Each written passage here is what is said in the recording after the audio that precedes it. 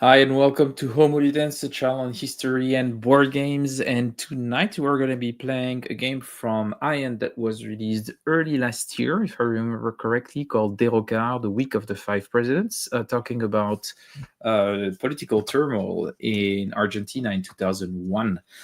For those who don't know, there was a big economic crisis, and there was a bit of a constitutional crisis on top of this with the resignation of President De La Rua. And yeah, hence the name, the Week of the Five Presidents. So we're going to be playing only two players. The game, I think, goes up to five. And you can also play solo, but we would never do this on this channel. So we're going to have an attempt with Joe to have a two-player game. It should be probably a bit faster than what the game plays like usually. And a bit more mean because we are just one against each other, but we'll see how it goes.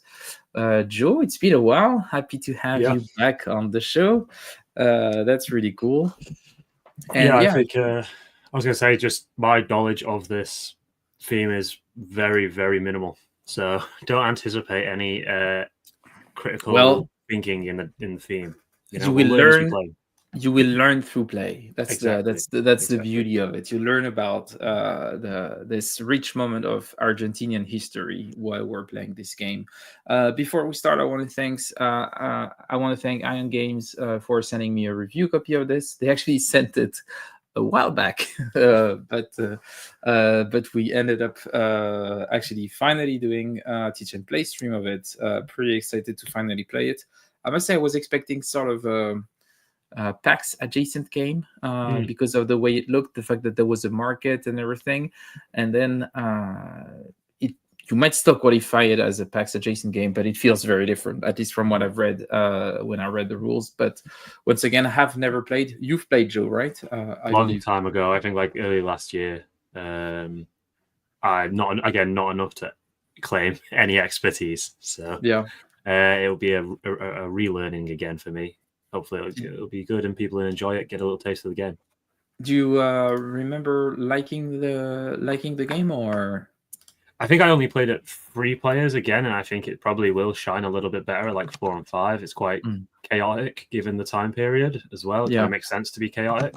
There's lots of like backdoor deals and such. So I remember thinking it was pretty cool, but I didn't get an opportunity to really dive in and go, oh wow, this is like, getting into any of the super in-depth stuff. So the start of the game. And I just want to first say hi to the chat. I can see that Hendrik and Mark are already commenting in the chat. Thanks for being here, guys, and I hope you'll enjoy the show. And of course, if you know the game and you see that we're making mistakes, let us know. That's completely okay. Yes. That's actually quite useful. And yeah, if you have questions or you want to chat, just feel free to send a quick comment in the live chat box. And we have Arno also here. Hey, Arno. Do you want to give a bit of an overview? Oh, before we start, I would say for practical reasons, I think you can delete that asset. Yeah. I think that's going to be very annoying. Yeah, and let's look at the game. A lot of small components, no board, but a lot of small components all around.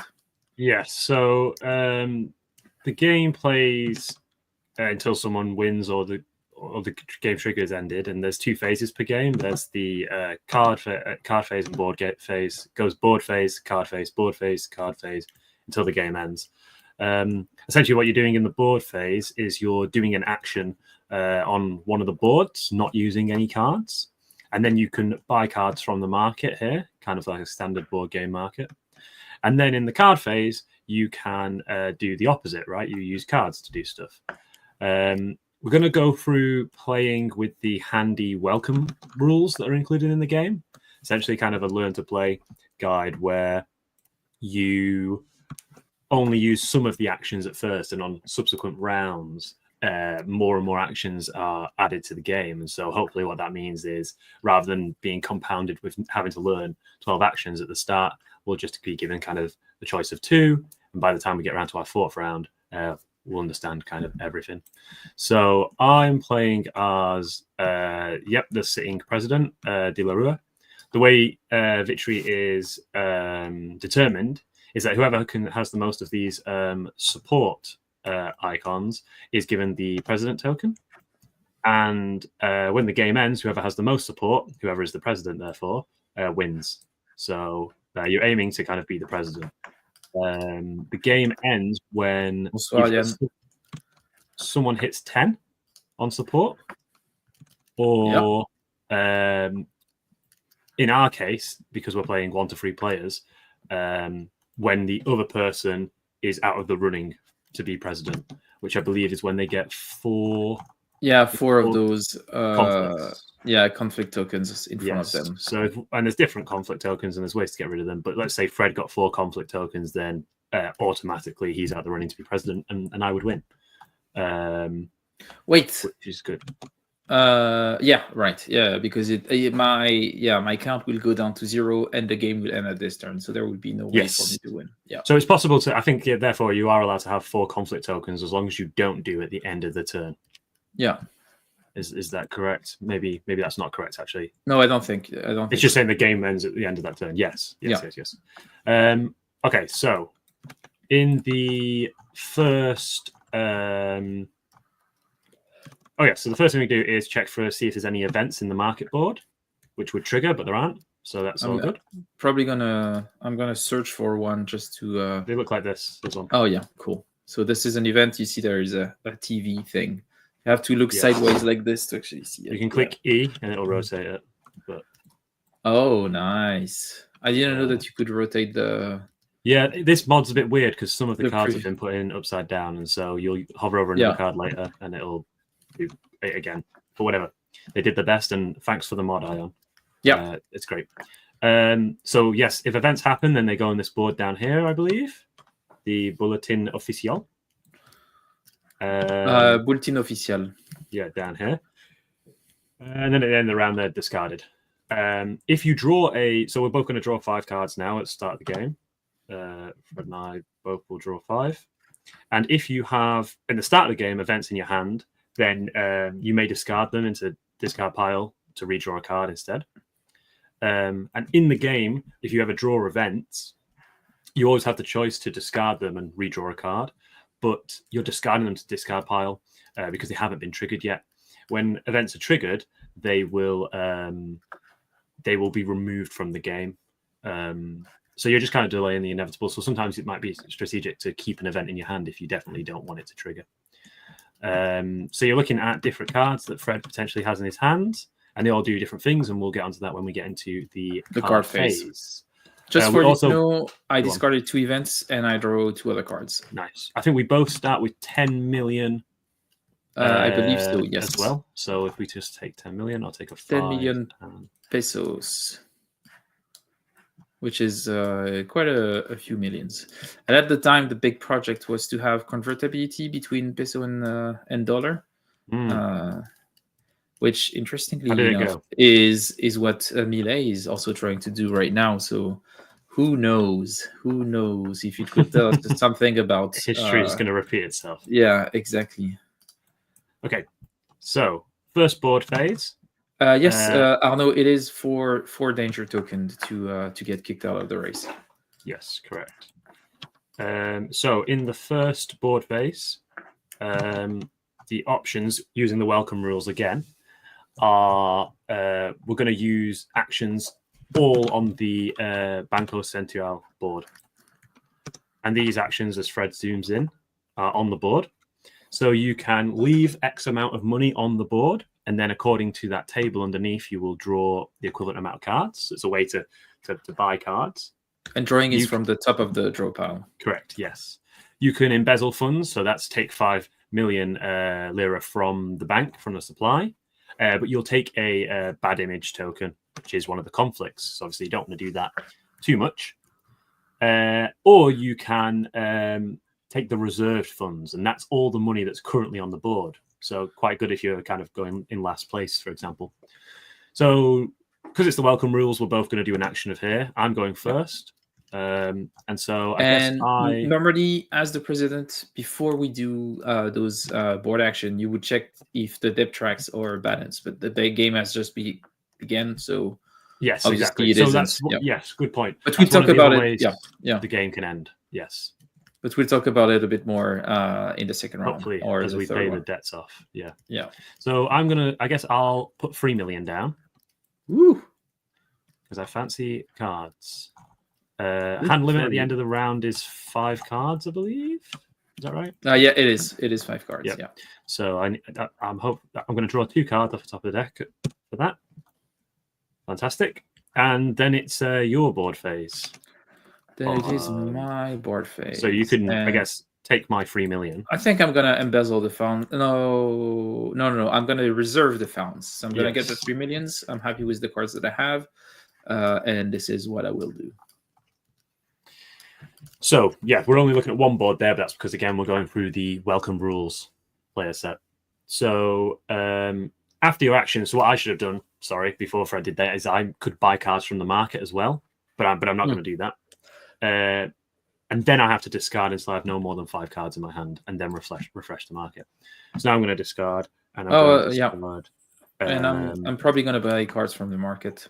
Oh yeah, I'll discard mine now back down to 5. So 1. There we go. I guess I'm gonna take the funding card, and I can buy more than one, right? Yeah, you can buy as many as you like. Yeah, so I'm gonna buy this one for free.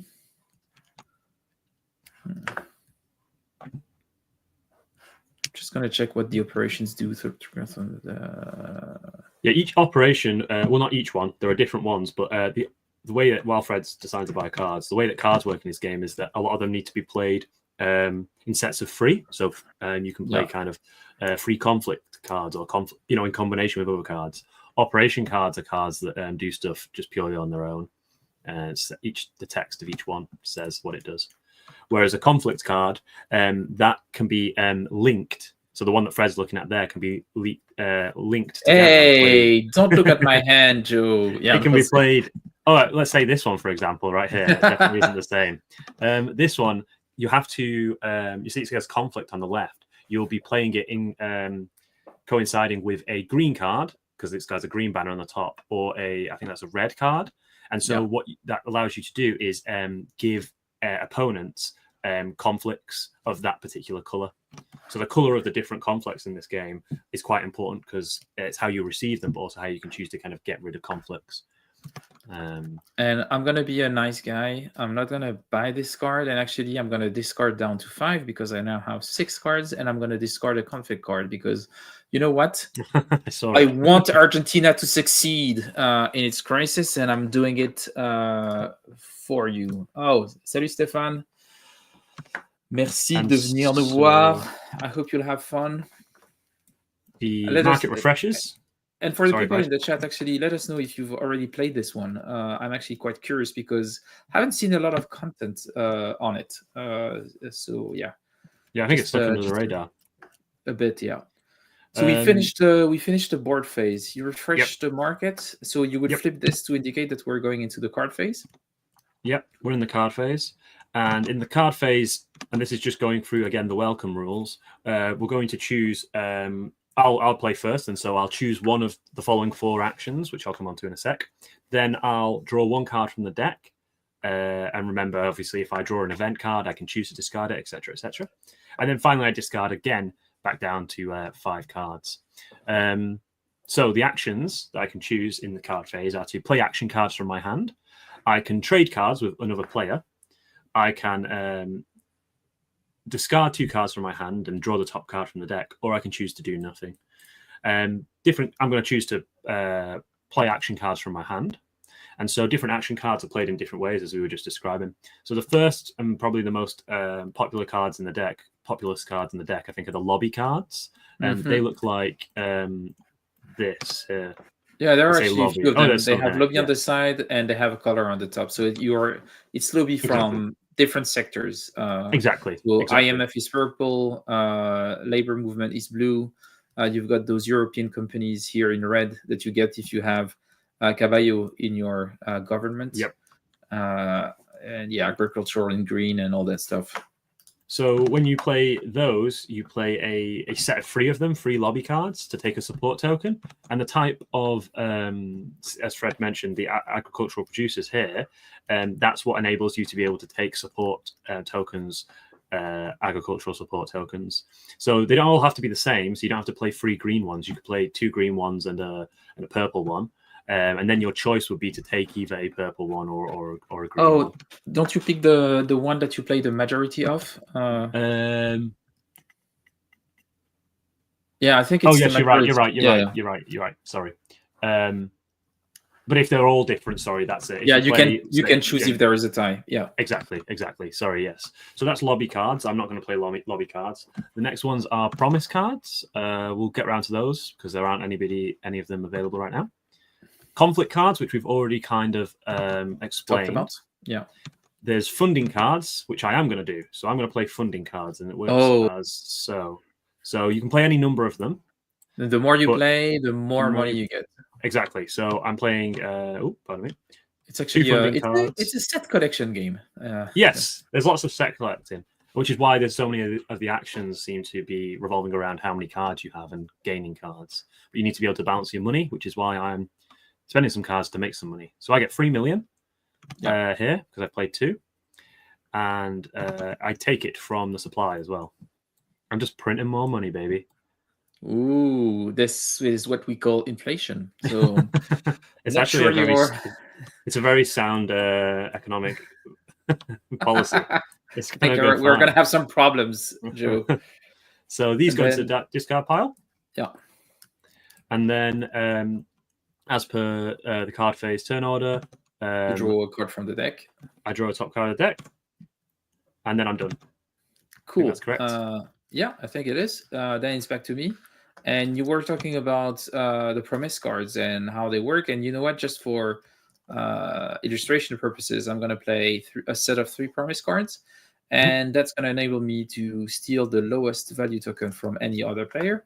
And, well, we're just playing 2 players. So I'm just going to take that support for me. So this is an interesting thing. The promise cards, if we just pan up to the support tokens up here, Fred, this is why you might actually sometimes want to take a 1 or a 2 as opposed to lots of 4s.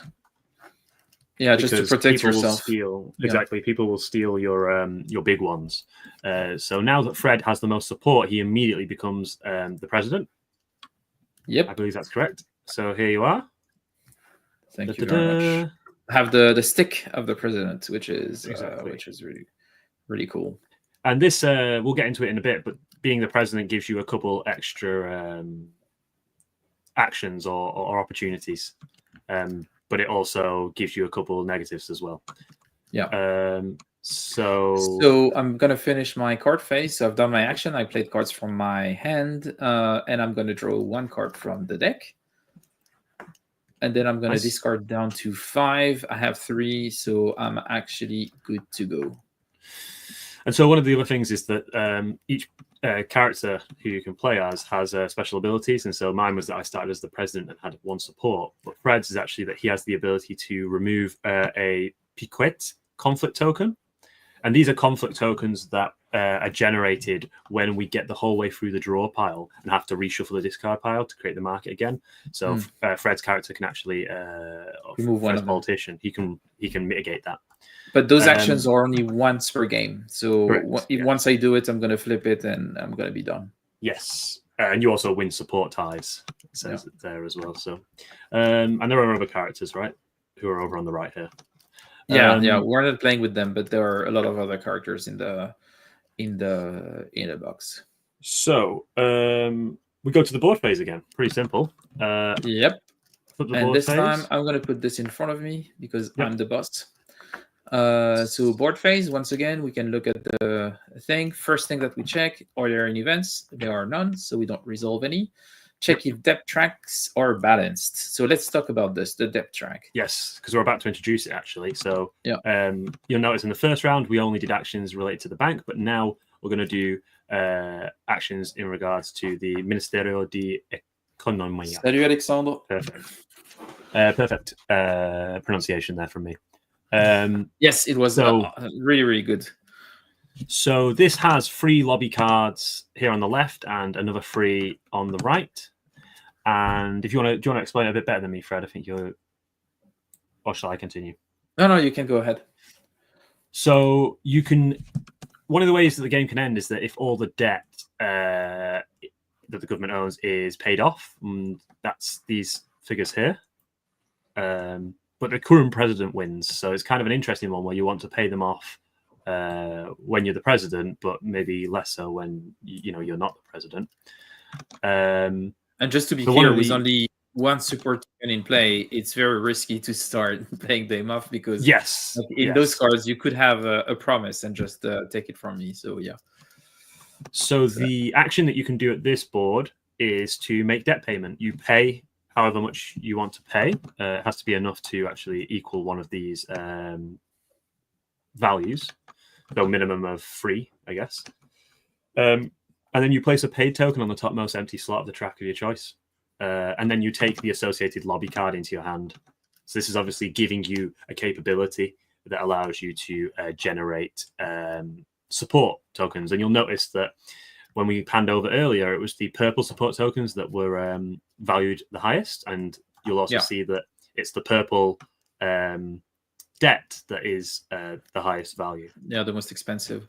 And the text here happens when we fulfill one of the sides?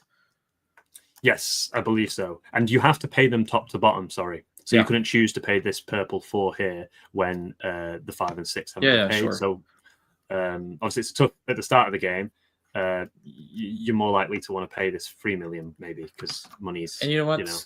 For the purpose of this, so let's look back at the sequence of play. So debt tracks are not balanced. So the thing that we're going to do is I'm going to do one action, and I'm going to do one board action on the Ministerio de Economía, and I'm going to pay that first CGT debt. So that's going to be 3 million that I'm going to pay back to the bank, right?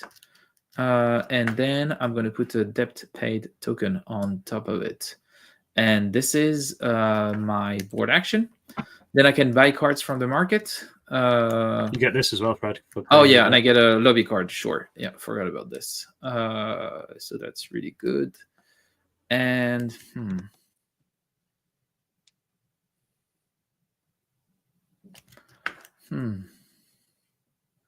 So operations, you basically just do what it says on the cards. I'm just going to check what they do.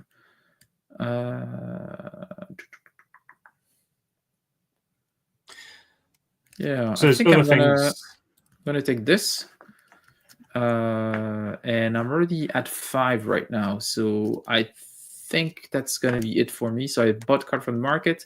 I would discard down to 5, but I have 5, so I won't do anything. I will refresh the market and pass the turn out to you.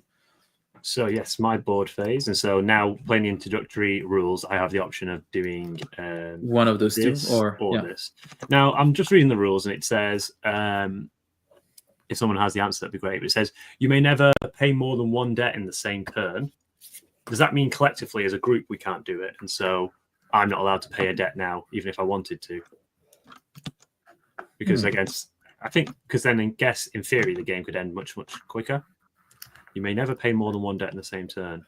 Because you only have one action anyway, so it's not referring to you as one player. So I think that's probably true. Yeah, I think that might be. So it means I actually couldn't pay a debt, I think, even if I wanted to, which is fine because I don't want to. I generated 3 million at the end of last round, and I'm going to spend that 3 million.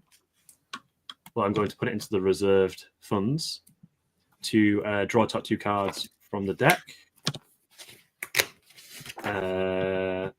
I'm going to, as I'm definitely not reading an event as I turn my head to the side. Oh, that's interesting. I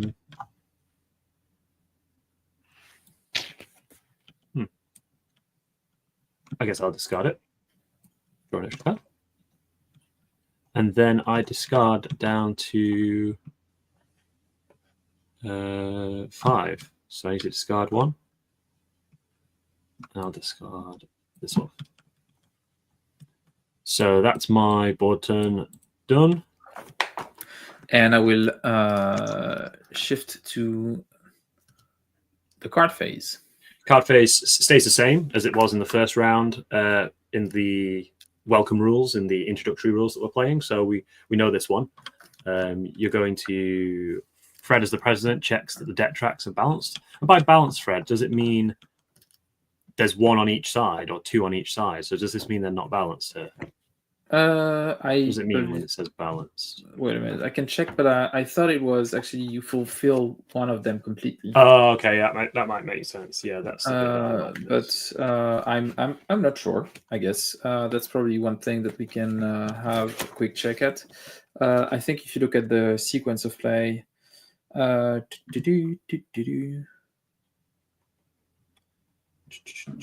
I'll let you have a look while I take my card turn.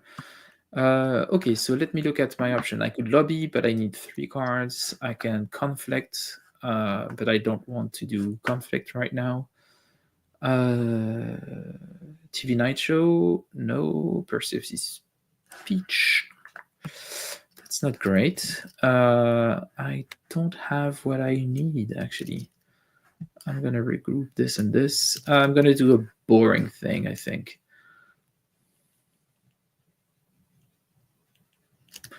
I'm going to play just this single funding card, which is a bit sad, but, you know, things needs to be done.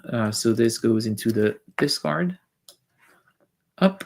And now that I'm done with this, I'm going to draw a card from the deck. So from the top of the discard.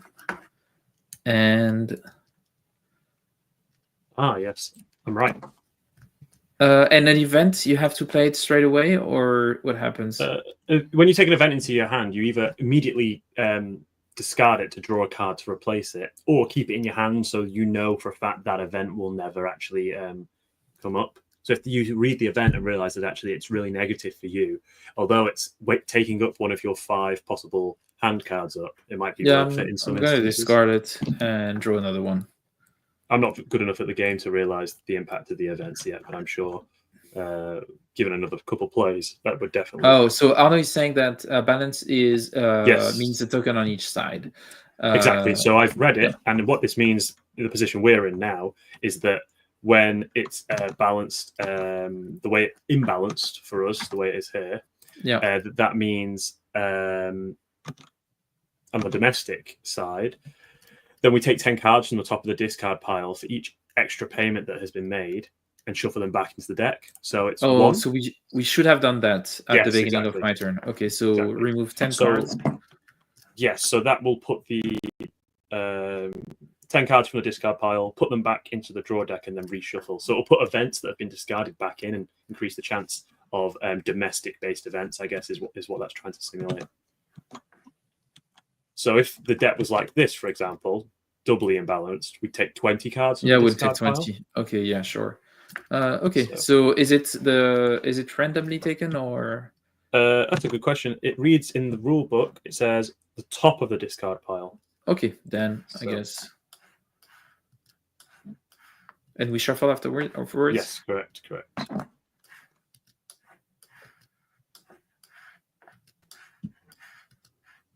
There's probably a faster way to do this, but this I'll do it next time. Yeah, but this is the way it's done. And then I shuffle this. Cool. Nice. So that's what that means. Thanks for the reminder there, Arno. And it's only at the beginning of the president turn, so that was only for me, so we wouldn't do it again for you. Correct. Yeah. But you do it at the start of the card and board phase. Yeah, you do. But there are only 4 cards left, so it means that at the beginning of the next board phase, it's going to come up. Yeah. But and so yes, what the rule book actually says in regards to that is that the if I find it, that the deck in this game represents the growing tension of the people who were left out of the system. And so I guess what that's trying to say is that cards, when you do international debt payments, you've been paying more of that, then you're losing.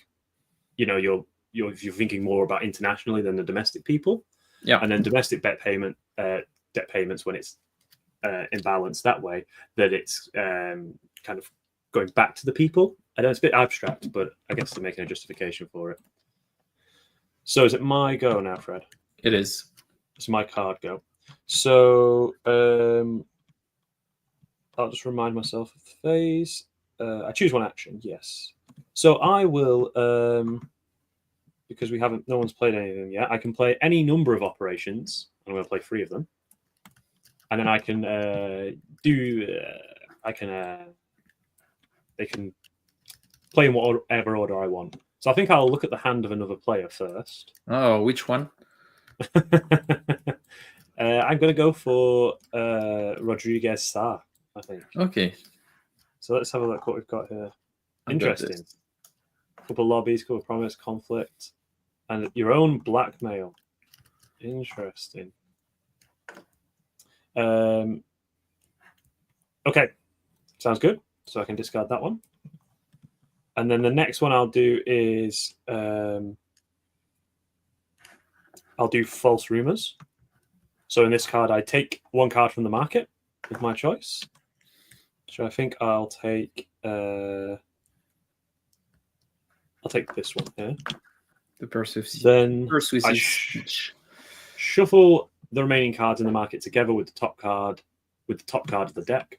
So I'll do that real quick. Do this.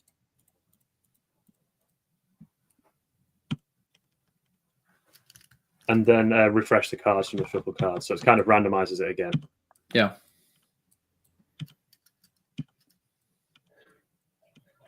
I guess if you saw something was really cheap that you didn't want someone to have, that's a good card to play. So that's all good. And then the last one is blackmail. So in the blackmail card, 1 player around the table must reach an agreement with me about something. And if that agreement fails, so they refuse to do so, then that player must discard 2 cards at random. And I'm not allowed to ask for support tokens. So this brings us on to a little action that you can do in the game, which is you can trade with people. Yeah. Right? Negotiate a trade. So during trades, each player has to exchange at least 1 card. That's kind of part of the trade. You can include extra cards and also money or promises of future actions as well. But in this game, because it's politics, I suppose, you can lie and deals are non-binding. So things you're not allowed to trade are conflict tokens and support tokens. But when you do card trades, me and Fred would both put one down like this, pass it along, and then reveal it. But you could lie about what you've given the opponent. Kind of presents an interesting kind of king-making potential if you're just constantly lying to someone when you trade with them throughout the game. So, Fred, I guess what I want is us to trade a card with each other. Yeah, sure. I've just looked at your hand. I want a conflict card. I'm going to give you a funding card. You're going to give me a funding card? Yeah, that's what I'm going to do. Here you go. Okay, thank you. He told the truth, definitely. This is what I like about politics. It's an honest game. Yes. Good. And then that's my action turn, my card phase turn. So I draw 1 card from the top of the deck. And I'm done. So cool. We're on to board phase again. We're on to board phase again. So I'm going to flip this. The first thing that we do is we check if the deck tracks are balanced. They are not. So we're going to put all of those cards back in the draw pile. And we're going to shuffle. So that was the beginning of my president's turn. I can choose 1 action. So now we're probably going to talk about the other parts of. Yes. Maybe let's introduce Casa Rosada, and we'll talk about the Congress in the next round. So we can still do the Banco Central, which is drawing cards from random or getting money from the bank. We can pay for some debt, and so Casa Rosada. You want to explain? Yes, so that's correct. We're going to introduce this. And this basically introduces some of the powers, the extra powers that the president gets. There are 4 different decrees, unique decrees, face up. That's on the blue side. And whoever has the most support points is the president, right? That player holding on to the president token is always the president. And whenever the president token changes hands, all activated decrees goes back to they flip, and so that they're always available to the next president. And any decrees that have been moved to the office bulletin remain in effect. we'll get to that into a bit. So issuing decrees. So the president is the only person who can do this. He or she chooses one of the 4 decrees that's available on the Casa Rosada. Is that where the president lives in Argentina? Yeah, it's like the I guess for our American viewers, like the White House. It's just that it's not white, it's pink. It's better. Yeah, exactly. Which is better, way better. So they resolve whatever decree they choose immediately, if applicable. Some of them will do stuff later. If it does stuff later, then you place it on the official bulletin board, so its lasting effect is visible. And that's because, I guess, if we were playing in person, the person who's the president literally takes this board and keeps it in front of them. Yeah. Once the decree has been... Yeah, we can probably talk about the Congress afterwards, because it's not too much, actually. Yeah. There you go. You can have that. Yeah, I'm going to put it next to me. So once the decree is resolved... you flip it? You'll flip it like that, yeah. And then they flip back when the president changes. That's kind of how it works. Do you want to just say what each of them says, Fred, quickly? Oh, yeah, sure. So you've got 4 different decrees. The first one is bank holiday, so no one can play fund cards. So the fund cards are those cards that you play to generate income, and the more you play, the more income you get. And you activate the bank run, but the bank run is not active. It's a token that is here, but it's not in play, so that won't matter right now. Then you have Corralito, which you place Cavallo over the bank run. No player can get more than 3 million per turn, and all players get Cacerolazo, and that's one of those conflicts. Token, Then you've got martial law. All players remove one of those conflict card and 1 protest, and you discard 10 cards from the deck. And the last one is Le Cop. President gets 7 million pesos and 1 Cacerolato. So you have a good combo of playing this, then playing that. And the other players get 2 million. So it's a bit of everyone puts their hand on the money pot, but people are pretty upset. And then you've got to send the army to calm them down. So that's pretty much it. And then we've got the final board of the game, which is the Congress, which are different laws that we draw from this, but normally the deck is here in the physical game. And those laws are going to be different. And I guess we'd explain how those laws come into action if we decide, but basically you can pick a law and submit it to a vote, and we'll explain the vote later. But you have, different things that happen. Yes, and there's one more action that we'll introduce right now, which is support actions. So the support tokens, which are the way that we win the game and become the president, if whoever has the most. It's Fred handing over to the support tokens. Yep. Support actions require that you either have at least 1 support token of that particular color, or that you negotiate with another player who does. So you can actually, even though I'm not allowed to, Fred isn't allowed to give me his support tokens, he is allowed to perform those actions on behalf of me that are on those tokens. Regardless of who does it, it's your action for that turn, so he can potentially he can temporarily trade that action to me. And each token has different actions, so we'll just read one of them, for example, Fred, maybe. Yeah, we can do the CGT one. Yeah. So it says swap if you have conflict. them. Yeah. Yes. Because it's what the action is. So the top condition is, do you get 1 or 2 in support? But the action is swap a conflict popular card with other card in the market, and you can pay 2 million to remove a protest. But what's interesting is if you have the most of these type of tokens, then you flip it. And when you flip it, it says if you do not have the most, flip it. And when you flip this one, it goes from 1 support to 2 support. Yeah. So it's quite interesting. I know a couple of the other ones. I think the purple ones as well go from 4 to 3. So yes, it's interesting. But let's see. So we did the depth thing. I need to decide what I want to do, and I'm gonna make things spicy, and I'm gonna do a presidential decree. Or maybe it's too spicy. Who knows? Maybe I won't do that. So the president can't play conflict cards. That's another aspect. So although Fred now has access to these 4 actions, He Yeah. isn't allowed to play conflict cards, so he can't give conflict tokens to everybody else. He's kind of putting a target on his back by becoming the president. Yeah, and I would give myself another conflict if I do this specific decree. So it might not be a great idea. But I have more money than you, and actually money is important for voting. So maybe I should do one of those laws. I'm looking at the laws to see if there is anything that I'm interested in. Oh, interesting. I like superpowers. The problem is that I don't have enough support for it to be. I don't want superpowers to be in play.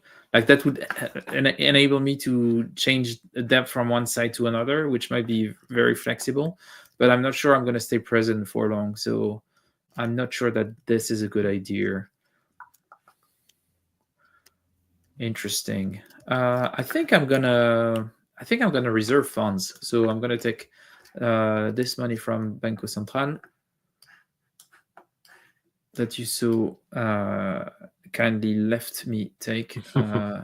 So that's gonna be my action for the board phase, and then I'm gonna buy cards from the markets, and I'm gonna spend 2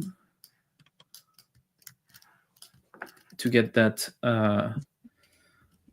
lobby card.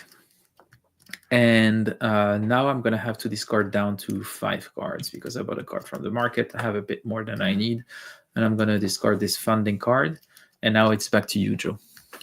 Okay, so I'm going to... And actually, another question for the chat, because I asked if people had played the game or knew about the game, and apparently not really.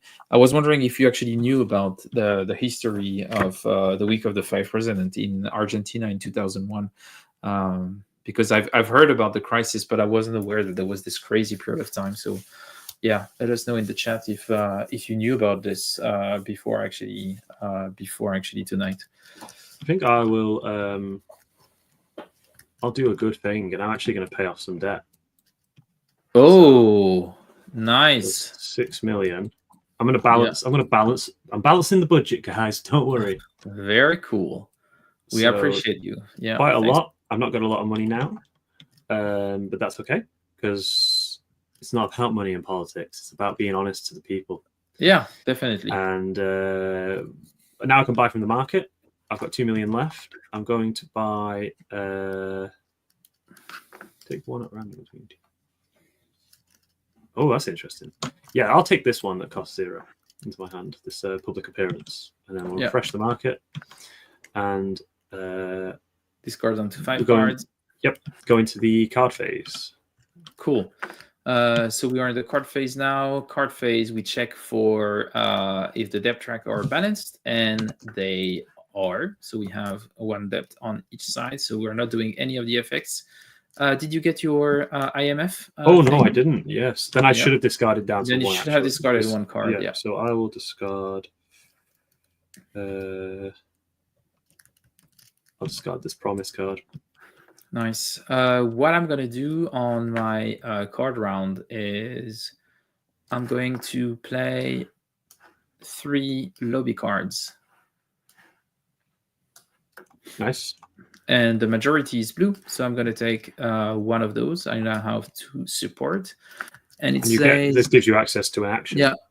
If you have the most... I have the most. I'm going to flip it, so I actually have 3 support for now.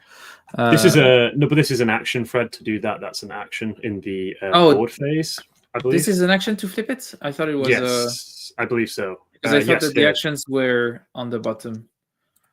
No, I think it is an action. Happy to be corrected by Arno, who's played the game before, but it is a... Yes, it's a board phase action, I believe. Okay, sure. It's here on the second one on this thing here.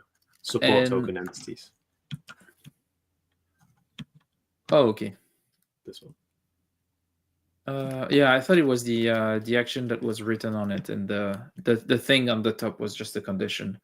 Oh, maybe. Oh, that's a good point. Actually, you might be right.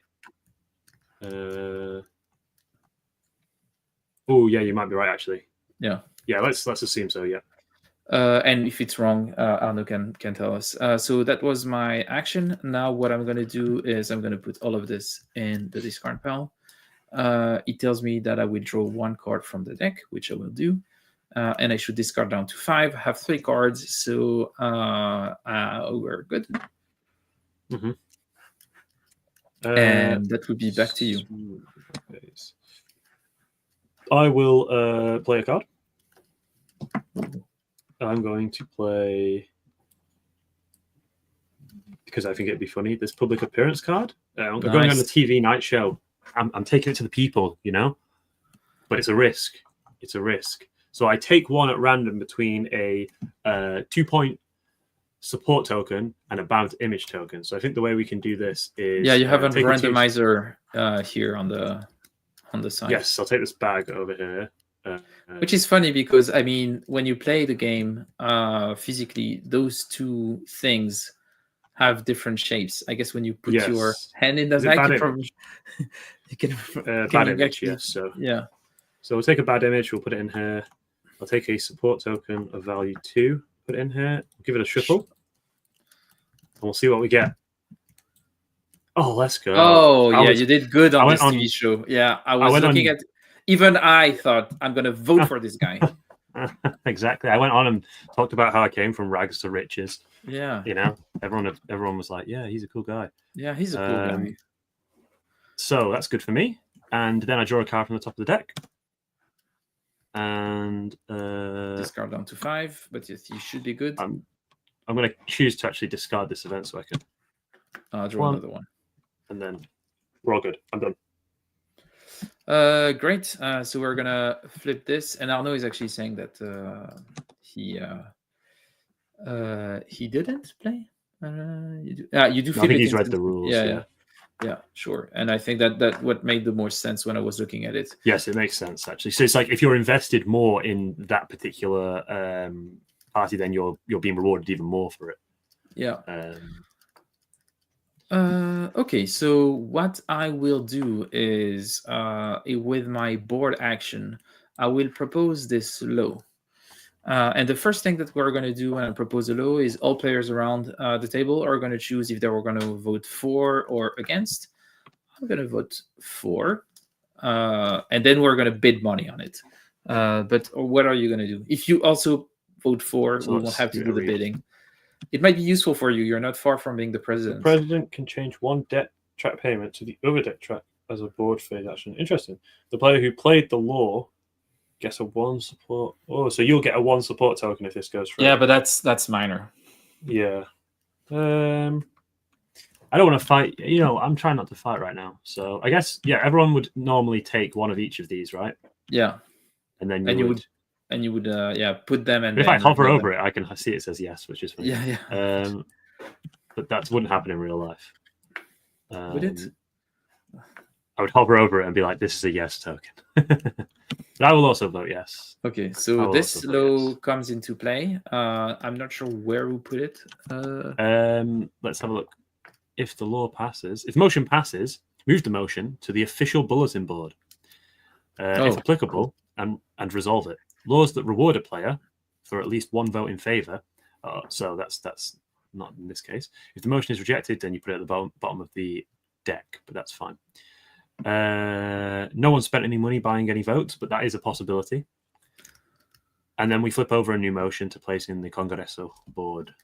Yeah, and I'm gonna get another 1 support from this great legislative success.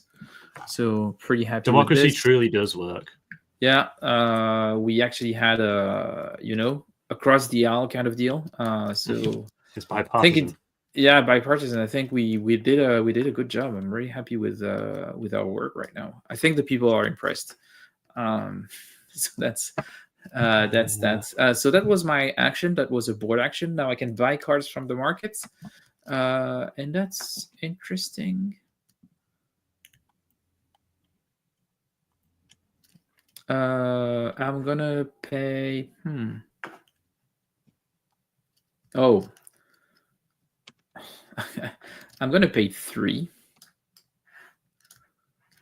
and I'm gonna get those 3 cards. Okay. And then I'm going to discard down to 5. And I'm going to refresh the market. Oh! When does that trigger? It's at the beginning of I think it's right now. Is it immediately? Yeah. Oh no, is it at the beginning of the board phase? During the game, if you draw an event card, blah blah blah. Give a sec. Because you also have an event check Yes. in the card phase, so I think it's resolve any new events that may have appeared during the refresh in the same Okay. way until the market has no event cards in it. Nobody can play conflict cards. Cool. So does that go into the bulletin board as well? The I believe bulletin so. official. Yeah. So I'm gonna put this here. Give it a little rotate. There we go. Nice. So is that for this round then, I guess? Yeah, for this round. Then it's gonna be discarded at the end of the round. So we refresh the market again. Nice. What have we got here? A lot of funding. But they are really it's just expensive right now. Yeah. So we're in the board phase, right? So I will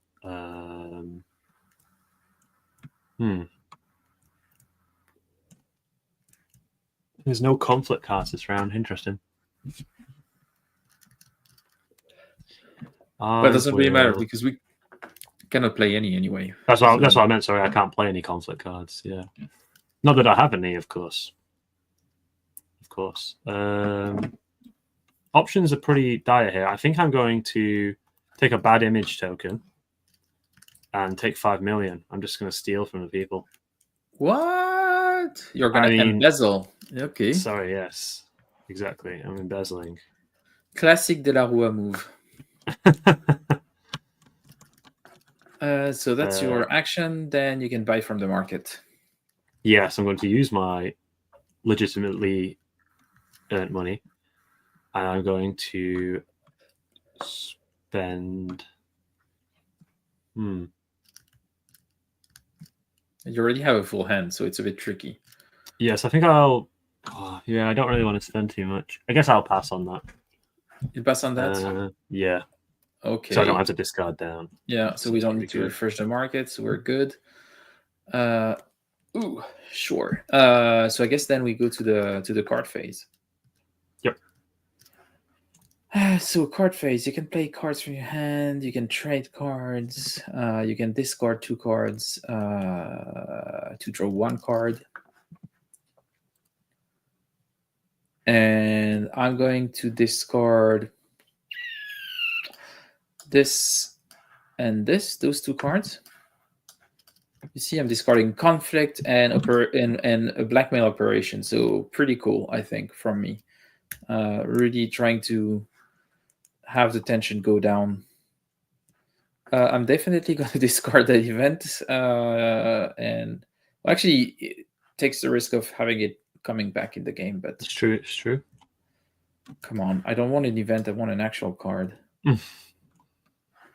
Finally. Cool. And I believe that's... and then I draw 1 card from the deck. So that's... my first action was discard 2 to get 1. And then at the end of my card phase, I'm getting an additional card, which is cool. Okay.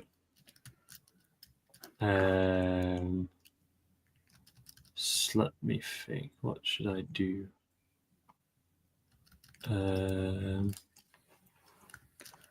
So I will play... I'm going to play this persuasive speech to draw 4 cards on the top of the deck. Oh, you always have those really cool public appearances. You're really influential. I'm a suave man. Yeah, you're really bad at leading the country, but you're really good at going on TV. It says a lot, I think. And then I'm going to have to discard down. I draw a card and then discard down, right? Yeah, you did draw a card first, yeah. Whoa, I've got a lot of options here. A lot of options. Too many options. So we're definitely getting rid of this one. And I think we're going to want to get rid of this one as well. Don't want to be making any promises anytime soon. probably going to. I really like the illustrations on this game. Yeah, this game's art is phenomenal. They did a Yeah. great job on it. I don't know who it was. If you got the box in front of you. I have the. Oh, do I have the credit at the end of the game design? The artist is Anne Isaksson, so it sounds like a Swedish person. Got kind of like a what's the word for it? Caricature kind of look to it, like political satire magazine. Yeah, kind of. But yeah, I think Anne's work on this is really amazing. She's doing, but Ian usually does great art, but this one is quite unique also in the way it looks. Yeah. So that's very cool. I'm a big fan of it. I like the art a lot. Okay, so then we end the activated events on the bulletin. Yeah, which is this one, and this gets removed from the game. Yeah, there used to be a thing that we can. Oh yeah, that was that was this one. Oh, I deleted that because it was an animated one. Yeah. Oh yeah, it was a black hole, but it's fine. We're gonna do this. And we go back to the board phase, so it keeps flowing. It flows pretty nicely. So we don't have any events. Does this stay in forever? I believe it does. Yes. Yes. It wouldn't make sense because I wouldn't be able to use it if it didn't. As we all know, when a president puts laws in, they're only enacted for a year, Fred. Well, actually, in this day, it would be for a day because I think the game plays over the course of a week. So I have a few things that I could do. I actually don't really need money right now, so lick up is probably not that useful. We haven't talked about Cavallo. So we can introduce him now. Yeah, sounds good. Yeah. So yeah, this is basically the last board that the introductory game introduces. He's referred to in the rulebook as the most dangerous part of the game. In quotations, the ally. You add him to the table and you place the free European lobby cards on top of him, which are there. And this also makes an action available in the board phase called the Call on Cavallo action. A player who calls on Cavallo becomes allied with him until another player calls upon him. The player who's allied with him takes the board in front of them, and as an ally, they gain some of the perks or curses, depending on how you see it. The actions are free lobby. So on each of their board faces, that player can take one of the European lobby cards into their hand, if there are any left, that is. They get one free vote, used only with the Congresso board. So they get an extra vote, basically, when it comes to motions that are put in place. And they also get the action of the minister appointment. If a player becomes the president while allied with Cavallo, or calls on Cavallo while being the president, Cavallo will become a minister, and three things subsequently happen. First, you place an against the CGT token next to your character sheet to show that you can't play CGT lobby cards or have their support tokens. Then you also take a protest conflict token. So obviously people not particularly happy that you've made Cavallo a minister. If you have any CGT support tokens already, then you get rid of them. So probably not a good idea as right now, as Fred is the president, to call upon Cavallo. Definitely not. And you can never get rid of a token that's against the CGT token. It's not possible.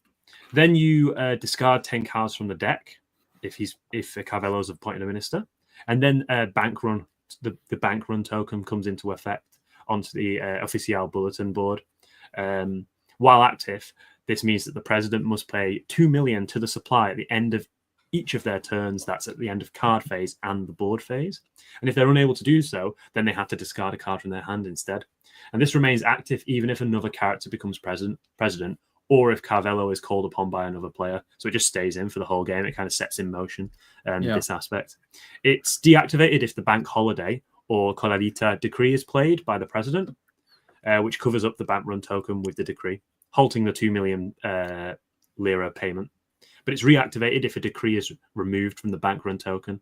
I think that can be one of the motions in the Congresso board that can come up.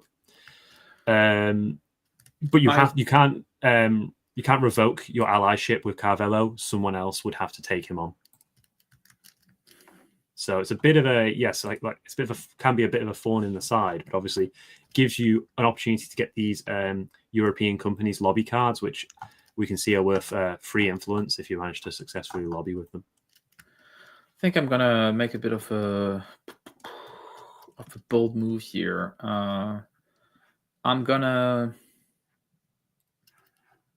pay 4 million because I'm a good guy, paying off the debt, but I'm gonna pay it on the good side.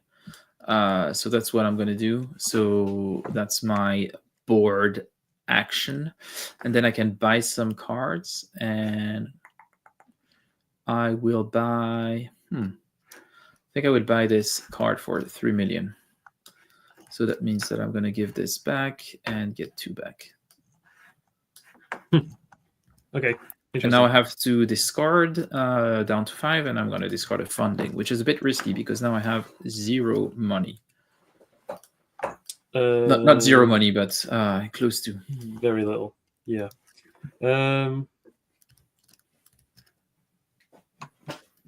I think I will.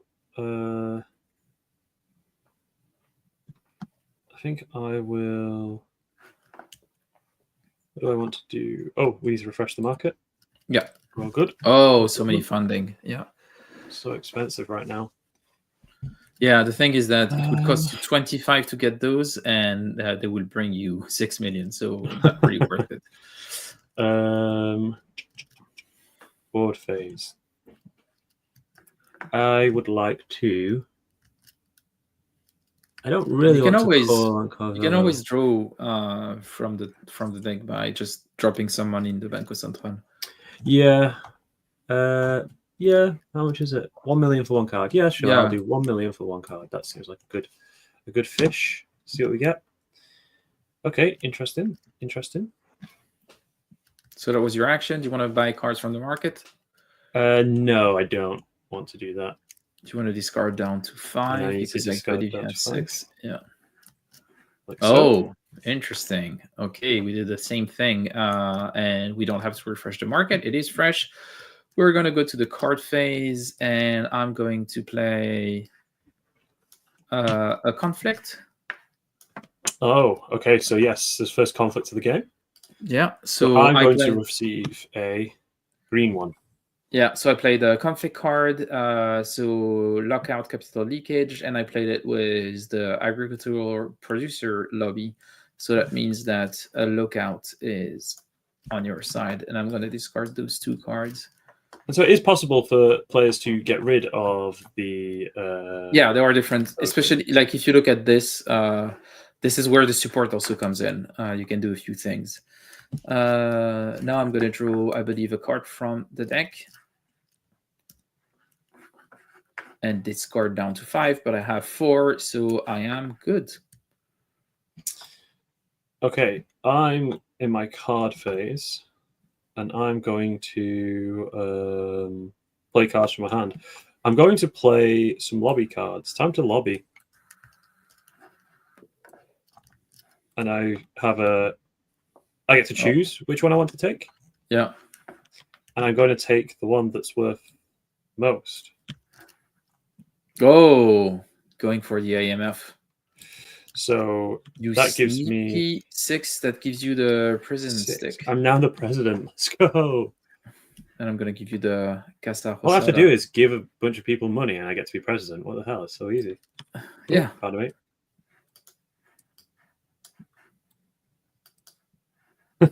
There is one that is hidden underneath it. Oh my God, this is awful. All right, I'll do it. Here we go. Yeah. There we go. 6 is getting dangerously close to 10. I would say that. Yes. So the IMF cards don't get discarded; they go back on here. But the other 2, they will go back onto here. And this is. Did we do this, Fred? Oh no, we didn't. So take those top 2 off. Yeah. And actually, my 2 also. So should I do it? I can do it if you like. Yeah. And then 1, take 10 cards. 2, 3, 4, 5, 6, 7, 8, 9, 10. Just check. That is 10. Nice. And then reshuffle. And then these go on. There we go.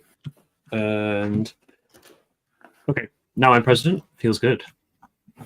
Feels good to be president. I can't play conflicts. Are the laws still in place once we change president? I think so. I think the only thing that changes is that decrees would flip. But I think they are. I'll try and double check quickly.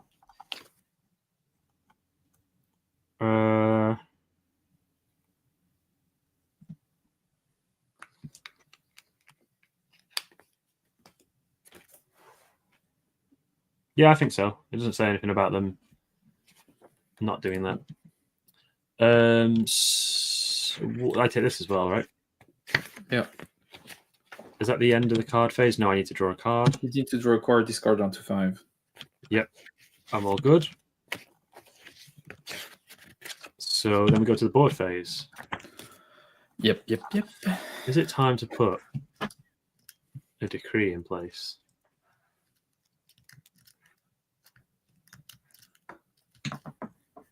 Yeah, decrees are quite good, but the thing is that the one that is really good would put you in a really bad situation, I think. Yeah, because then I'd have 3 conflicts. Not really looking for that right now. Board phase. I'll probably... how much money do I have? Well, I could pay. Get another thing. If you play 5 minutes, you would balance the debt. Yeah, I think I'll do that, actually. A good president has to work for his people, Fred. I wouldn't expect you to understand. Well, you're working for the IMF, so... I'm balancing the budget, Fred. I'm balancing the budget. Oh, I should have... I forgot I should have one of those, actually. Oh, yeah, that's true, yeah. So that was your that's action. My board phase. Do you want to buy some cards? From the market, I only have 1 million right now. No, I'm fine. I'll leave it. Okay, good. So it's going to be my go. I don't have much money. How can I get money? Support token entities. Oh, I could embezzle. I guess that's the way to get money. It's just a sad state of affair. I mean,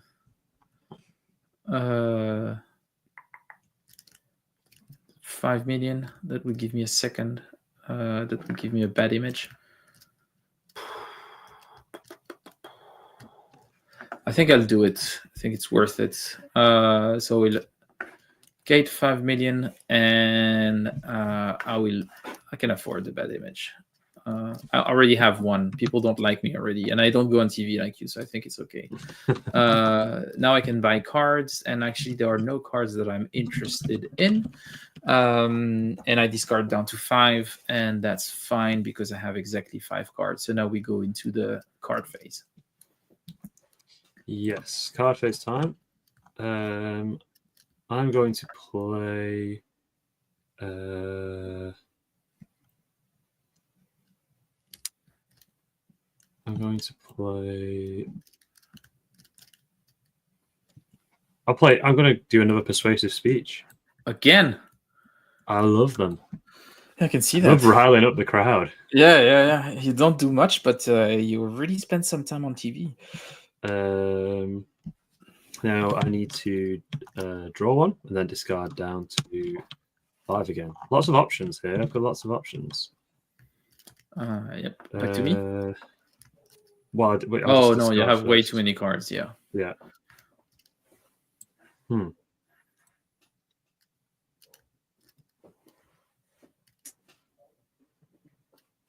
What's on the market? Let's have a look.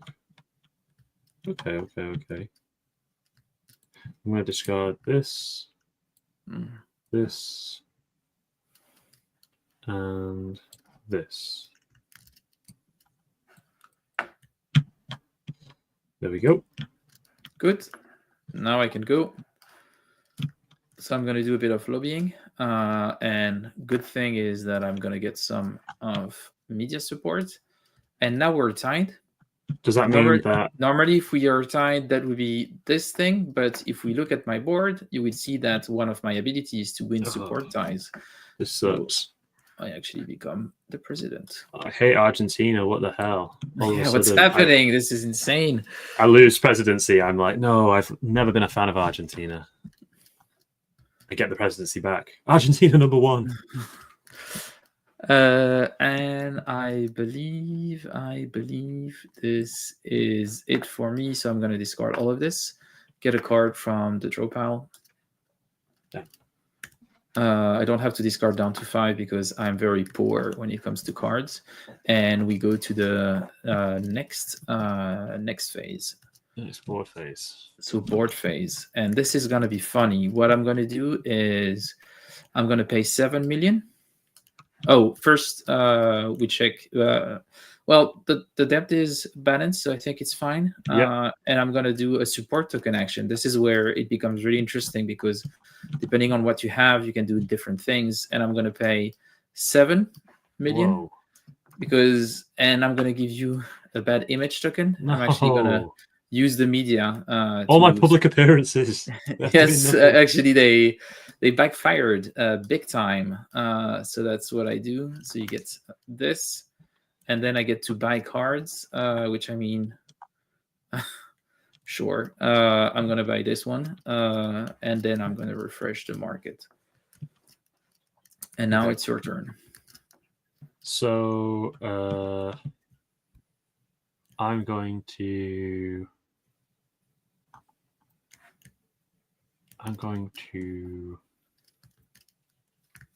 use this action, this IMF action, which is to swap 2 cards in the market. Oh, very cool. Quite cool. I'm going to swap this with this, and then I can buy cards from the market. And I think I will buy this one. Oh, why? Why wouldn't you? Nice. Interesting. Then I refresh the market. Oh, yeah. We got an event. Nice. What is it Nobody saying? can play lobby agricultural cards. So nothing. Yeah. Well, I don't think that anyone actually planned for it, but yeah. No. Oh, funding is becoming interesting right now. Okay, so we're I need to discard down as well. Yeah. Here we go. How does that come change? That's interesting. I'm gonna play Punteros. So I'm gonna draw 3 cards. And then I'm gonna discard 3. Oh, wait a minute. Well, I'm gonna discard this and get another one. Cool. And then I need to discard 3.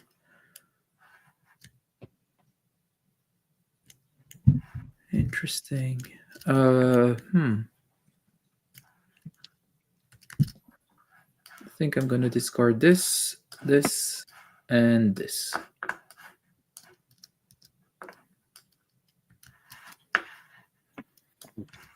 So that's it for my card phase. Then I draw a card from the draw pile. And it's back to you. Okay. Card phase time. I think I will play I'm in a conflict. I want to do it. Yeah. It's time to mobilize. What do you think of that, Fred? Well, it ruins my plan. If you hadn't done this, I think I would have won in the next round. So it's the will of the people, Fred. Live with it. Yeah, I'm sorry. It's probably good that you did this, and now you can draw a card, I guess. Yes. Okay, interesting. And I think that's it. We will go back to the board phase. Yep. Everything is balanced here, so that's really cool. What can I do in the board phase? Well, I cannot embezzle anymore, sadly. Let's go. This is good. It's hard to get money. Yeah, now it's getting really hard to get money. Yeah, especially when we discarded a lot of funding cards, and now it's not paying off. I'm gonna get that money, so that's gonna be my board action. It's a bit lame to do this, but I mean that's what I'm gonna do. Then I can buy from the market, and I guess I'm gonna buy this for 1. 4-0, I mean. And then I'm going to discard down to 5. I have nothing to discard, and I'm going to refresh the market. Oh, all this funding. I need this funding. So it's a board action, right? Yeah, board action now. So I guess I'll do swap 2 cards in the market again. With your IMF and this, and then I'll buy these 2 for 1. Of course, yeah. Nice move. Yeah, having the IMF is really, really cool. The money does go back into the supply when I buy stuff from the market, right? It doesn't go to the. It's not more closed economy, right? It doesn't go to Banco Central. No. Banco Central is only when you draw cards. Yes. Okay. Just checking. And then I need to discard that, and I'll discard this promise. Refresh the market. And now we go into the card phase. Yep. Kind of sad, but I'm gonna buy this. Oh no! Yeah, to get a You're begging on the street. Easy little million. Yeah. Anyone got £1,000,000 lira, please? We'll dance for it's for lira. Peso, not lira. Peso. Sorry. Yes, draw a card from the deck, and that's it for me. It's a bit I'm gonna do the same, but on a bigger level. Yeah, you're definitely better than me at economy things. So you're gonna get 6 million. That's really cool. 6 million, big ones. Nice. And then I draw a card. The deck. Yeah. Okay. Cool. So we go back to the board phase. We don't have events. The accounts are balanced. What I'm going to do is when my board phase, I'm going to pay 2 millions. And I'm going to activate this to remove this. So that's the second thing that I can do with the support press and media. So that's that. And now that this is done, I can buy stuff, but nothing is of value to me. So I'm not going to buy any cards. I'm not going to buy any cards. And that's going to be back to you.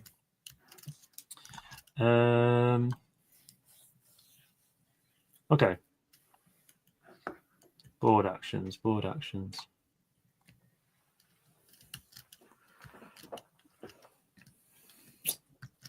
Seems like taking Cavallo is very risky.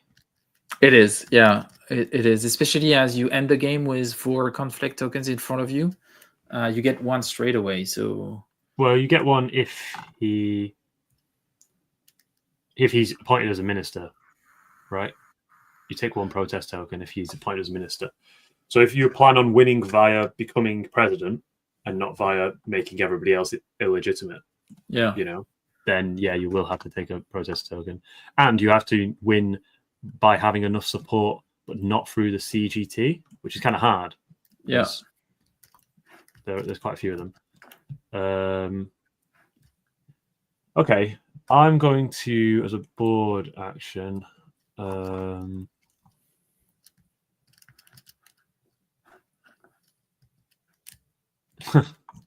would be not good. I guess I'll swap again. I'll do the IMF, and I'll swap this with this. Oh yeah, and you're gonna buy the first 2 ones, I guess. Yeah, and I'll buy these 2 for 1. You just created the infinite money machine. It's the infinite money glitch, exactly. Yeah. There we go. And I'll take these into my hand, and then refresh the market. No events. Yep. So then we're into the card phase. What I'm going to do is I'm going to play those 3 cards. Oh, damn, nice. So we're now 6, 7, 8. Damn. Yeah.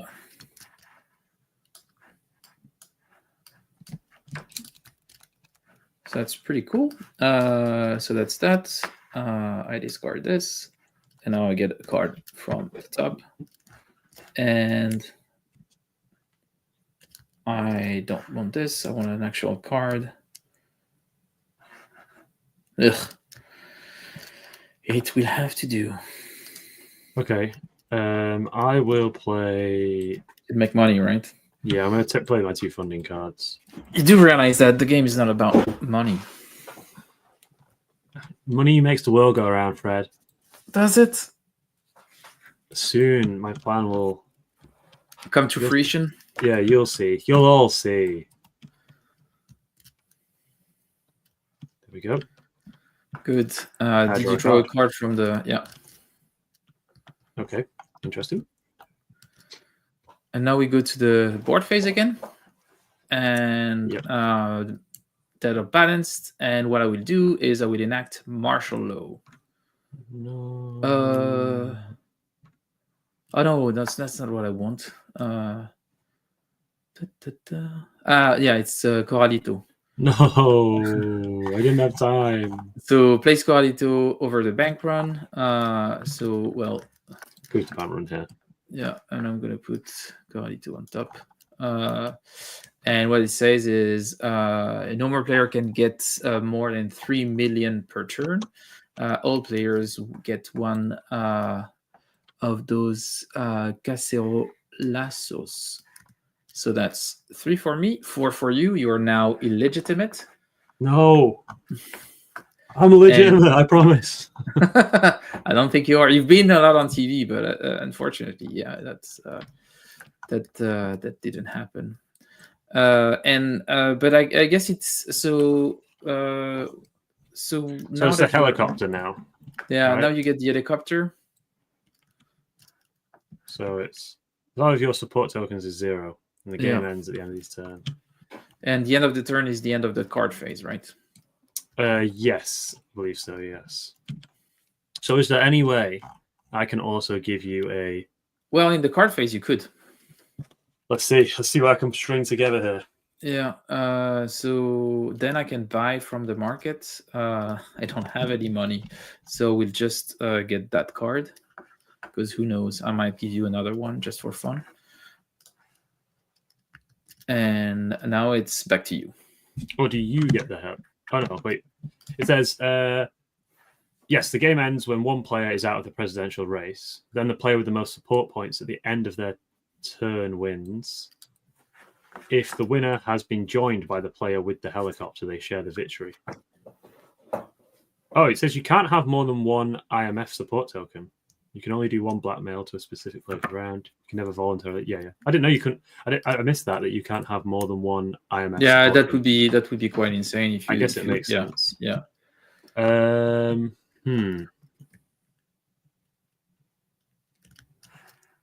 don't know if there's anything. So are we in the board phase here or card phase? Here you're in the board phase.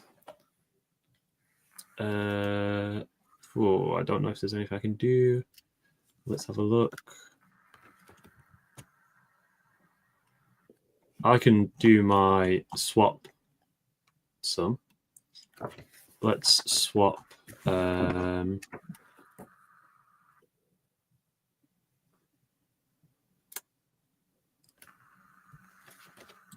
this and this. And then I'm going to buy this and this for 2.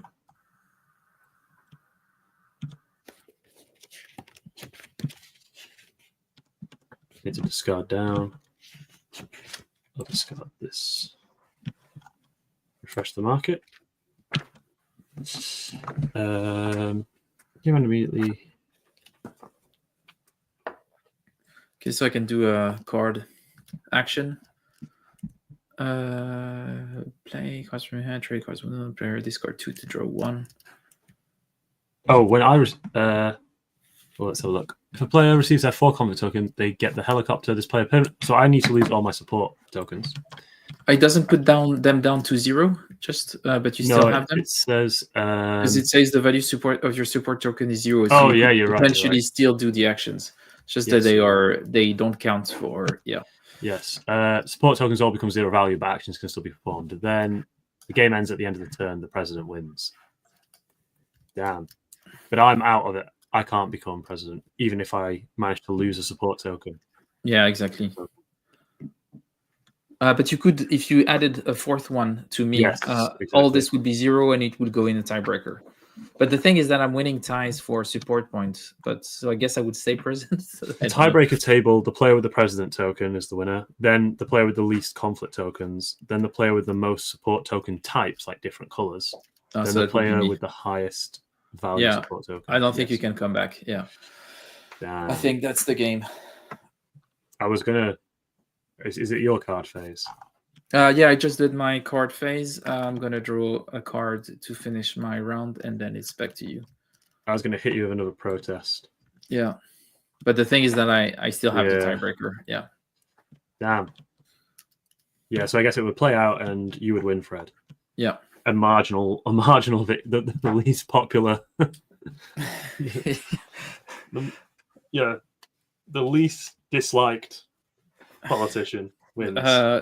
Yeah, exactly. I think that says it in the rule book somewhere. Actually, I think it is. Yeah, I think I think it's at the beginning of the learn to play. Yeah, it says like you're aiming to be the least disliked. Yeah, something like this. Pretty funny. Yeah, yes, so can't find it. So that was quite quick, actually. Yeah, it was quite quick, but that's also what I expected. Only playing 2 players, like there is not a lot of downtime, and yeah, I'm not too surprised that it was that quick. I'm just gonna remove this from the stream. If you want to stream from your side, if you want to show some specific things while we talk about it, you can also stream. Yep. I'm gonna remove this, and yeah, I thought it was interesting. So it feels very different. So the thing is that when you read the rule book, it looks a bit overwhelming, but when you start playing, it's actually quite easy. It's just there is a lot of small things where I feel the rule book is a bit unclear on what exactly is happening and what's the sequence of things. And the way the rule book is laid out, I was really confused because basically you have the introduction to the setup. It explains the gameplay, the game end and winning. And then it just goes through a list of the key terms and explain what each element does, which I find kind of confusing. And in a way, I feel like there is never enough detail for me to be exactly sure of how things are actually being resolved. This is great, like the Learn to Play guide. The rule book, not so much. It feels a bit like there are a few gaps here and there. I don't know how you felt about it. I think they're definitely intending for you to play with the Learn to Play and slowly kind of tease in those different boards and therefore those different actions. Because like you said, it is quite, actually towards the end there, it's like, I can use actions that are on my support tokens. I can use actions, I can have Cavallo. I can put if I want, I can put a emotion in potentially, which then activates this whole other sequence of like, oh, do we buy votes now? And so there's a lot that you can do, but there's also a lot to consider because it's not like every act, like buying the cards at the bank, right? Really easy. You spend the money, you get the cards. But with the voting, it's a really big decision because then you go through this whole process of like, oh, who has money, who's able to buy votes, who isn't going to buy votes, or who's going to want to buy votes in support of what I want. There's a whole little like flow chart that kind of goes down. And I think you're right. Yes, it's a good point, Arno. End of turn is pretty ambiguous. Yeah, it is. Yeah. In the rule book, it's like it says towards the end there, it says like end of their turn versus like end of the turn. Well, end of their turn. What does that mean? Does that mean at the end of? I think it means at the end of either phase. I think. But there, because you don't take your whole turn, Fred. You don't do board and card phase. Then I do board and card. Yeah, exactly. Yeah. What does their turn mean? Maybe the end of literally that, your turn? I don't know. And the other thing is with the lows, like you have a few in the game, but when you look at the board, you only have 3 spots. And I'm a bit unclear on, can we only have 3 lows? But then what happens when an event comes in? Like I'm somewhat confused. Like there are a few, maybe I missed it in the rule book, but when I was looking into it, I actually struggled to find in the rule book where it actually clarified this, or if this bulletin officiel is actually that useful. And you will also, maybe the distinction of the 3 slots are probably not something that we're supposed to use because you're also supposed to put the bank run on there. So it's, I think maybe I don't know. I don't have the physical board, but maybe the board's bigger in person. That there's room for it on there. No, I and don't know. nothing is actually exactly the right size. Like I mean, the UI of the Boltin Official is a bit confusing. Right. So yeah, Because I haven't it's seen it in person, but I think I don't want to be overcritical on this aspect of the game, but I've played a couple of Ion Game Designs games now, and like Galeas had really small components yeah. as well. I haven't played Station 4, but I know there's a lot going on in that one. And so if you maybe I'll take the you know, box. I'll be back in a sec. yeah. Keep on. Yeah. Well, I was just interested because I think more and more one of the great things about kind of technology, right, is allowing us to play test games on tabletop simulator like this. But actually, in terms of when it comes to kind of doing prototype boards, it's an important aspect is with prototype components is actually going to the factory and getting a game to go, oh, is this meeple big enough or not? So I remember with Galeas, Galenas was a bit. This is really difficult. But to be fair, Galenas was made during a pandemic, and I That's think that's very true, very true. all of the playtest was done probably on TTS. Well, that's what I was saying. Yeah, they didn't realize that things were not really fitting for in-person play. So regarding the game itself, first of all, the production is really good. Like it's very nice. The support tokens are really big. It's very easy to see what's happening. I mean, I'm going to show you one of those conflict tokens. Like they are big, chunky. Yeah, those are nice. Yeah, very nice. The other thing that I wanted to show you, and this is actually for me quite interesting. You have this card where you're supposed to draw a support or a bad image thing. Yes. And I really think that you need to find a way to randomize it, because like you're gonna if you pull them out of the bag. Yeah, you're gonna quite easily actually distinguish the two. So that's one of the things. Maybe someone has one in each of their hand, maybe, and then you just choose a hand. Yeah, you just choose. Yeah, you need to find another way. Yeah. But I think it's good that they're not the same shape, because you do want to be able to, like you said, look across the table and tell exactly who's got support tokens and who's got conflict tokens. You want to be able to. I think that's a big part of the game, right? Much like in politics, is target other people based on, oh, that guy's got free conflict, I can get him out the game. I think the knockout would be actually the fact that people are outside of the presidential race is an interesting one, because it says in the rule book when you're playing 1 to 3 players, that doesn't matter because the game will end as soon as one person isn't available. But in a 4 and 5 player game, something extra only happens if a second person receives their 4th conflict token. Yeah, they join you in the helicopter. Yeah. So if you're playing 5 or 4 players, one player could in theory get 4 conflict tokens, and then they just sat out of the game for quite a while. I don't know. I haven't played at 4 or 5 players, but obviously knockout is a contentious topic in modern board games, right? Because people don't like to be not included. Yeah. And I'm looking at this, and so this is exactly the size of one of the event cards, right? Yeah. Okay. But the thing is that you're supposed to put the bank run on it, and it's not the same size. And I'm like, this is kind of weird. Was the bank run big? I'm gonna show you what it looks like. Give me a sec. It's actually pretty big. Here it is. So when you have the bank run on top of it, it will go across 2 spots. Yeah, I see. And that's kind of a bit confusing. And then you're supposed, from what I understood, to put the lows on there. And it's once again a different size. And it's just a small detail, but it makes it. Maybe those are those squares, those grey shaded squares, supposed to just represent like newspaper articles. Right? Yeah, that's what I'm thinking. But the thing that is disturbing is that it's exactly the size of a card, and you're like, right, okay. So I don't maybe know. they just used it as a when they were doing the graphic design. Maybe they used that as a baseline, but because that board really doesn't need to exist. Technically, the board just suits as a place for stuff that's kind of it would be fine if it was just put and just explain like that you can put whatever. So are those all made of card? Those all card.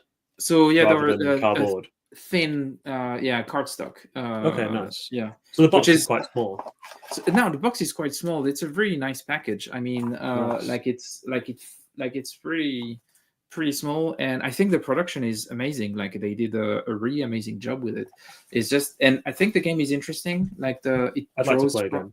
Yeah, it draws a bit from like you have some ideas that you could recognize from PAX, but it feels very different. It's a lot less complex also, and I really like that you have those support tokens that give you more things to do that are really thematically linked to the kind of support that you have. I think it's really, really cool, and I would like to play it 4 players. Yes, Definitely. yeah. Because I think then you would do more trading. There'd be more trading as an action, right? Yeah. Maybe someone would get Cavallo. Because then you have kind of one person who's got Cavallo, one person who's probably the president. You kind of got other people. Yeah, I think you would have this. I think you will also have more, like the deck will run out faster. Yep. So that's depending on whether the debts are balanced. But yes, exactly. If the debts aren't balanced in the international's favor, then the deck will run out. When the deck runs out, everyone's getting conflict tokens, right? Every time the deck runs out. So that's quite interesting. A good way to attack another player who's potentially or players who are internationally funding rather than domestically funding. Yeah, which is interesting. I think there is a lot of really interesting ideas. The game flows really well. I like this set collection side of things. No, it's pretty cool.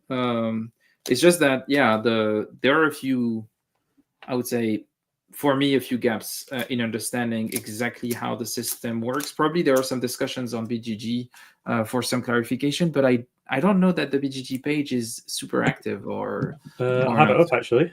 It only has 103 ratings and 45 comments, and there's a couple of people asking for clarifications as of like 19 days ago. So yeah. That's cool. People answering as well. There's a designer, I think, answering. Yes, the designer answering on there as recently as 19 days ago. So I guess if we did have questions, maybe here you'll see the stream, see the video, the VOD, or maybe I'll put some questions up on BGG and they'll get back to us. Yeah, that would be great. But I thought it was very cool, super unique topic, really cool approach to it. I don't know. Did it remind you of other games or? Oh, I think you're right with the PAX one. Kind of like, I think if we were playing it with more players, when you have kind of one person who's the president, I haven't played it, but from what I know of, like Oath, maybe you have like the whole usurper versus like the Oath Keeper person, the person who's trying to get there, or maybe a little bit like Root when people are kind of playing games a little bit differently because the president can't attack people, but he can put in decrees and stuff. Off the top of my head, though, there's something I can think of something, but I can't think of what it is right now. Quite unique.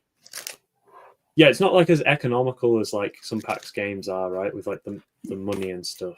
Yeah, the economy is a bit, in a way, tight and very loose because you just need to, as soon as you have those funding cards, you can actually bring in a shitload of cash into the game.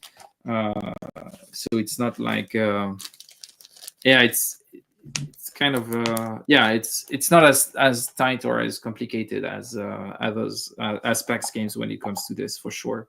Yeah, but pretty interesting stuff actually. I enjoyed it. I'd be up for playing a 4-player game, get the rules down a little bit better.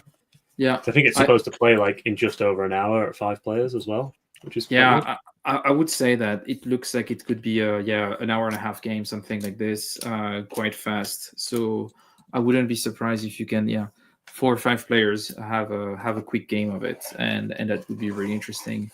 It's a bit too sad, but too bad that it went a bit under the radar, because I think it does a lot of interesting things, and I hope that the designer, what's his name, Bruss. Bruss Brussco, will see this, maybe answer some of our questions that we had at the end, and then we can actually play another game of it. I could bring it to Brussels for our Promo get together.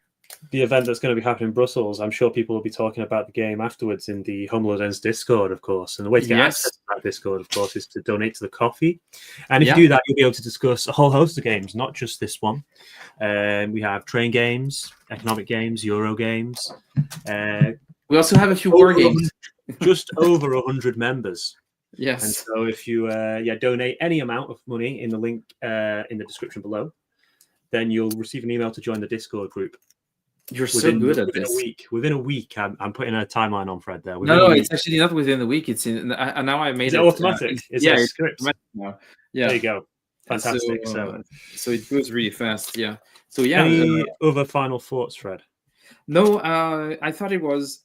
I really enjoyed it. There were some support tokens that we didn't see, like the European companies one. I was thinking about taking the Cavallo just to kind of see what happened, but then I was scared I was going to become president and Argentina would collapse. Yeah, that would have been too bad. But yeah, there is definitely more things that I want to explore in this, and it's a very neat package, very cool stuff. And look at this magnificent president stick. I mean, you don't have a lot of those in board games. I mean, that's pretty good. That's quite something. It's good that there's player aids on there for stuff that makes the president different as well. I think, I'm pretty happy with kind of the player aids and stuff involved in it. Sometimes with these games that can be a bit frustrating, right? Yeah, I agree. Yeah, it was good. But cool, it was great to have you back on the show also, because you haven't been on for a while. Yes, hopefully it will start. I can do more stuff again in the future. Yeah, that would be really good. Are there any games that you would like to cover in the future? Oh, that's a good question, actually. I'll have a think. You know what? I'll put them in the Discord so everyone can come and talk. And is there any? In the Shadows, maybe. Oh yeah, sure. Dan Bullock, that one. Yeah, I like that one. That's getting to backers now, right? It's getting to backers, and I'm getting my playtester copy coming in the mail with my designer copies of the new edition of A Jest of Robin Hood. So I should have it in a couple of weeks. And when I have this, we'll organize a play with Dan, who's also on the server. Maybe that. That's a good one. If you want to do that, it would be with great pleasure. I've been waiting for this one for quite a while. I'm really happy to see it being released. It's going to be it's the second game in the. Is it the lunchtime? No, in the Consim Game Jam output that was released. So yeah, collecting all of them. So they are like distant babies or something like this. I don't know, nephews, you could say. So yeah, I'm really excited about this. So any other game that you're thinking of apart from? Off the top of my head, nothing comes. I think it would be interesting. It's behind me here, although it's not historic. It would be cool if we could get the designer or designers, I can't remember, for Ironwood. Oh yeah, that could be fun. Interview. Yeah, that could be a good one. It's a war game. It's not necessarily history, but it would be interesting. It would be interesting to talk to them about their influence and how they approached it and the kind of reception that they got. I think Ironwood would be. Oh, they're from Brussels. Oh, we could actually meet them there. Yes, that game. I believe someone again. I'll say it again. Somebody in the Discord mentioned that I think Ironwood's original concept was, I want to say, maybe historically pirate themed or something like this. Oh, interesting. But maybe we can find that out if we have an interview. Or we can find it out by inviting the designers to the show. If you can find a contact, and we could have an interview and also have what do you say? Maybe a teach and play at some point. That would be interesting. Yeah. It's a good one. Jan, what's your question about the Concept Game Jam? What do you want to ask? Because I can see that you say apropos Concept Game Jam, so I'm curious about your concerns. For those who don't know, Concept Game Jam is an event that happens sometimes. Sometimes sometimes the event happens. It happened twice. It's an event where people come together from all around the world and make games, and they have 72 hours to make those games. And so you might have heard about some of those games actually that came out of the two Concept Game Jam that we had. Vijay Nagara was a Concept Game Jam game. In the Shadows was a Concept Game Jam game. Hellraisers that was recently signed to Whirligig was also a Consume Game Jam game. And the question from Jan is, when is the next one? And I think that's you know what, Jan, I would say that 2025 sounds like a good year for another Consume Game Jam. So if you want to make sure that you don't miss out on the next Consume Game Jam, there is a website. I think it's called consumegamejam.com or something like this. And you can subscribe. And then as soon as we decide a date, we send an email to everyone on the list over there. And of course, we'll talk about it on the channel. We'll talk about it on Twitter and on Discord. So you can also follow me there and you'll have more info. Oh yeah, for for the second edition. Yeah, that's true. I never made the submission page, but it's always a bit tricky with the submission page because there are some people who don't want their game to be featured on there. Some games have to be removed because they get signed afterwards. So yeah, the whole submission thing is a bit. I need to find a format for the next Consume Game Jam to make sure that if we put the submissions online, they can stay visible without being a problem for future publishers afterwards. But yeah, that's a good point. But yeah, 2025 would be good. If you would be interested in helping me in organizing this event, let me know. Last time around, we had a pretty good group, so that was nice, and I hope that most of them would be interested in working on it again. But yeah, it takes time and energy, so the more we are, the best it is.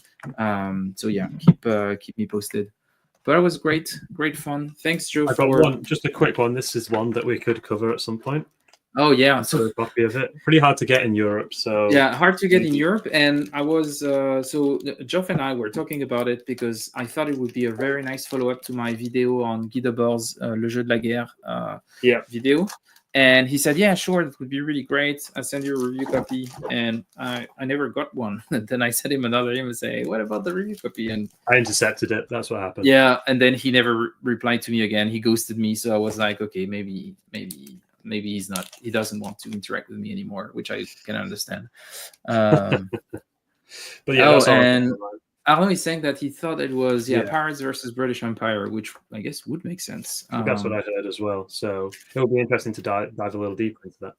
Yeah, let's try to get them on the show. Let's discuss about it on Discord and figure out if we could get them on, because that would be super interesting to do that and talk about theme and why they didn't go historical in the end and all that. That would be that would be quite interesting. Cool. But thanks for everyone in the chat. It was a great time. Thanks again to Ian for providing a review copy of this very interesting game. I hope that Bruss Brussco will watch this and maybe answer some of our questions. If not, I will send some questions on PGG just to make sure that next time we play, we're going to play it again, because I really believe that we're going to play it again.